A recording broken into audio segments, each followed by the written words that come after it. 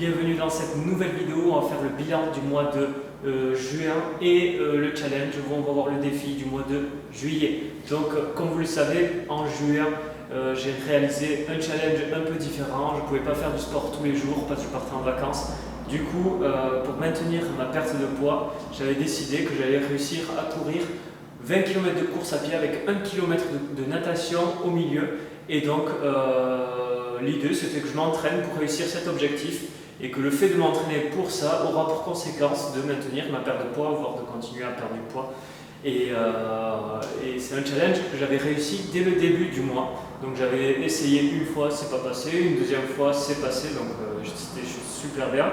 Ensuite j'ai eu mes 2 semaines, quasiment 2 semaines de vacances à Maupetit, à Bora Bora, donc vous imaginez bien, c'était super cool. J'ai pas fait trop de sport, mis à part qu'on se déplaçait à vélo, donc c'était bien.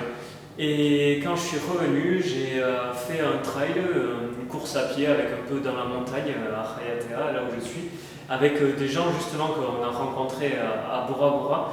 Et je me suis fait une blessure au mollet, donc en fait, sur le moment, j'avais pas de problème. On est rentré en courant par la route, donc on a fini en marchant.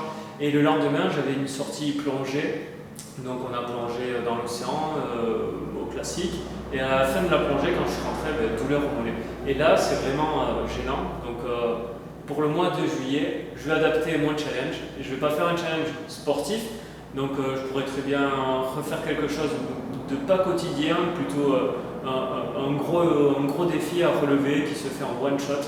Mais j'ai décidé de retenter le jeûne intermittent. Donc voilà, tout le mois de juillet, je vais faire le jeûne intermittent, mais d'une nouvelle manière. C'est-à-dire que l'année dernière, je faisais le jeûne intermittent, je loupais le repas du midi, parce que c'était pratique. Pendant la pause boulot, je faisais un peu de sport, je prenais la douche, puis voilà, je reprenais le travail, donc je n'avais pas le temps de manger, donc c'était parfait, je mangeais le matin et le soir. Mais là, comme je n'ai pas de contraintes, je vais essayer le jeûne intermittent 16-8. Donc vraiment que 8 heures de temps où je vais vraiment m'alimenter. Au final, je ferai que le petit déjeuner et le repas du midi. Et pendant 16 heures, je vais rester à jeun. Donc voilà, c'est le modèle de jeûne intermittent qui est le plus connu. Donc celui qui revient le plus souvent si on fait des petites recherches. Donc je vais le tester. Aujourd'hui, nous ici, c'est le lundi 4 juillet. Donc je vais le tenir jusqu'au dimanche 31 juillet. Et je vous ferai un retour. Donc voilà. Entre temps, je vais partir à Tahiti sur le week-end le prolongé du 14 juillet. Donc voilà. Peut-être que ce ne sera pas bien maintenu ce jeûne intermittent. Donc par exemple, je ne sais pas si je vais le faire tous les jours pendant 4 semaines ou si je vais faire 2 jours par semaine, 5 jours par semaine. Enfin, voilà. Je m'adapterai. En tout cas, je ne ferai pas ça dans la frustration. Et le but, c'est que le jeûne intermittent m'apporte des bénéfices dont je vous ai évoqué dans les précédentes vidéos et que je continue à être sec. En tout cas, j'ai pas pris de poids, ça c'est sûr, je me sens bien. 2 mois de vacances, j'ai peut-être même un peu perdu. Donc voilà, c'est très bien. De toute façon, toutes les semaines, je fais une petite vidéo où je suis torse nu, je fais le tour. Et comme ça, à la fin, ça fera un montage sur les 6 mois pour voir un petit peu l'évolution.